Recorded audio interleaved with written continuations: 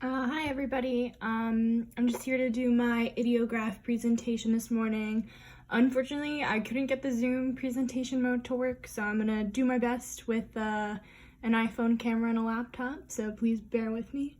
I want to do my ideograph presentation on a vertical analysis of the term Asian America.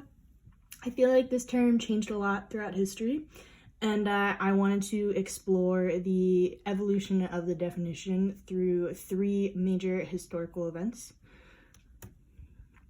I wanted to start in the very beginning when Asian people first started to come to America. Unfortunately, they were brought over as indentured servants in the 1850s. This was because of the massive gold rush happening in California at the time. So Southeast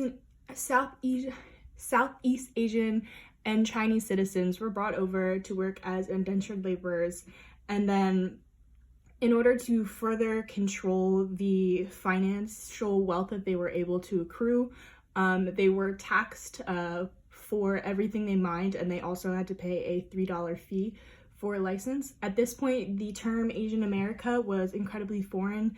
It didn't exist yet. They weren't really viewed as Americans. These laborers were more so just viewed as labor. That's all they were really there for, and they didn't really have a lot of outside life besides mining. This kind of just goes further into how the Coolie Trade really shows that Asians were not brought here to be Americans. Asians were brought here to be another minority that corporate America could control. The term Asian America was obviously non-existent, and we weren't really connecting these people with their country of origin. They were just another minority that worked for the white people. So I wanted to touch on my thesis as I start to get into these points. So my actual thesis is that Asian America is an ideograph because it encapsulates more than just a racial identity. The term has been utilized to represent Asians as both the model minority and the perpetual foreigner, which suggests that Asian Americans have no culture that they can proudly claim as theirs. So I felt that you could kind of see this through scapegoating and the perpetual foreigner identity. You can see scapegoating happen throughout history for many minorities, but you can also specifically see it on February 19th, 1942, when President Franklin Roosevelt signed and sanctioned the Executive Order in 9066, which permitted the U.S. Army the authority to designate military zones for concentration camps. This essentially allowed for Japanese citizens at the time to be corralled into these camps, given minimal food, forced to work, and just held there for an indefinite amount of time. So this political cartoon is a play on that. It shows one of the signs, which is actually on my next slide, that was just posted pretty much everywhere at the time, saying that if you have Japanese ancestry, we need to put you in this camp. It shows that Asian Americans were not viewed as Americans as recently as 1942, because we didn't trust them to be loyal to the U.S., even though they were all citizens of the U.S. at the time. It emphasized that we were willing to scapegoat a minority for something that they personally were not involved with, but it shows that we tie them more to Japan than we do to America, which really goes back to what we saw with the Coolie Trade, where you're saying to someone, you're not a citizen, you do live here, we are mostly just using you because you provide a cheaper business, because you will allow us this. You can see that throughout history. They might, impose a regulation on something and it'll look like they're not regulating a specific race minority, but they impose that regulation because they know it will affect that minority the most. And that is an example of the concentration camps the Japanese Americans were forced into. It starts to get a little lighter in the 1960s. About 20 years later, we start to see the beginning of the Asian American movement. This movement was really powerful because if you look at the history of Asia, Asian countries did not always get along the best. There was a lot of conquest and taking over and just general war, as there is everywhere. But that caused for some animosity between different Asian Americans at the time. The Asian American movement was kind of this symbolic thing where everybody that was now a citizen of America that had previous ancestry somewhere else decided they didn't really care about the history between their countries anymore. They wanted to unite together, so there was a place for them to decompress about all the racism that was endured and just really create a community as opposed to separate communities that they were living in before. I really liked this picture. For starters, I think it's just a cool picture, but it also shows, if you can read her sign, it says power to the people, black power to black people, and yellow power to yellow people, which you don't really hear the term yellow power a lot. They also use the phrase yellow peril, but it was essentially just a pro-Asian movement that formed right along the Black Power movement. And there was a lot of community between the two movements, because both of them were pretty much fighting the same thing, just slightly different, but both of them wanted to end racial oppression in America. And I think it's really interesting that you hear a lot about Black Power in the 60s, but you don't really hear a lot about yellow power.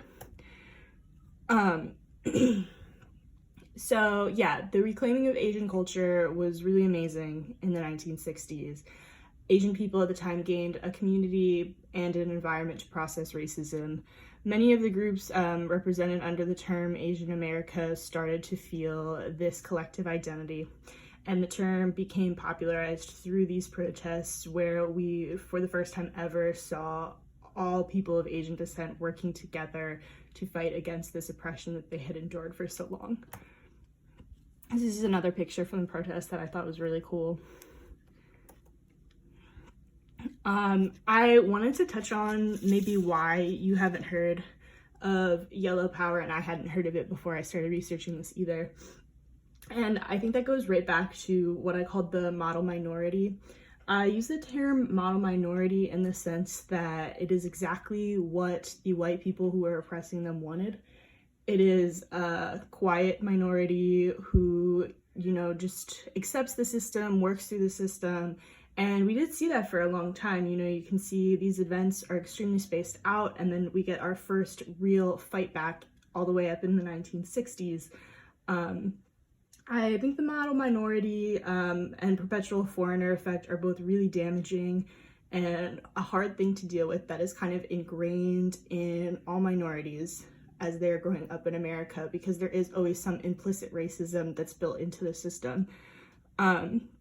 This lack of representation stems from Asians largely being left out of American history. We explore in our history books a lot, all the atrocities that were committed against Black people and Native Americans, but everything that happened to Asian people is largely swept under the rugs. I know I didn't learn about the American concentration camps until after I had left high school, and I was just reading a book on my own, and I had to do a bunch more research because I honestly couldn't even believe it. So how would you say the term Asian America is defined now? Oh, hi. Currently, we see a lot of hatred against Asian people, in part because we are once again scapegoating an entire country for something that has nothing to do with them. And when I say that, I'm speaking about the coronavirus. I kind of can see some semblance of a connection in the 1940s when President Roosevelt, I guess he was worried about spies, but it's completely crazy to even assume that Chinese people wanted this to happen because it started in their country. And it just shows that so we won't have to take responsibility for our own shortcomings in this crisis, we will just pin it on an entire country, so much so that we even associate the name of it. We call it the China virus, because why would you call it the coronavirus? It's all China's fault. I've seen a lot of protest pictures and read a lot of really upsetting stories through researching this, and I'm not gonna go through all of them because they're honestly really sad. But they do show that the policies are still in place that undermine Asian citizenship and try to make these people feel uncomfortable being accepted within America when that is their real community, they're American citizens. I have a couple quotes here. One's from Trump, one is from the Chinese Secretary of State, and then one is just a story from someone on the subway, just a general encounter of racism, but they just kind of characterize the current events that we're seeing against Asian Americans. It's really sad that we still have this scapegoating effect.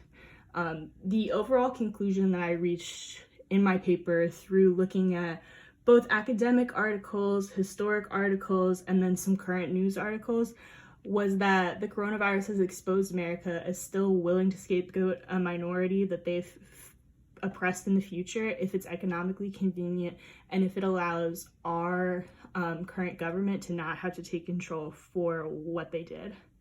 And that would be the end of my presentation. I'm definitely going to explore these topics in a greater length in my paper, but I've had a really good time researching this, and it's been a good distraction from just being at home. So hope you guys got something out of that. Have a good day and stay safe, everybody.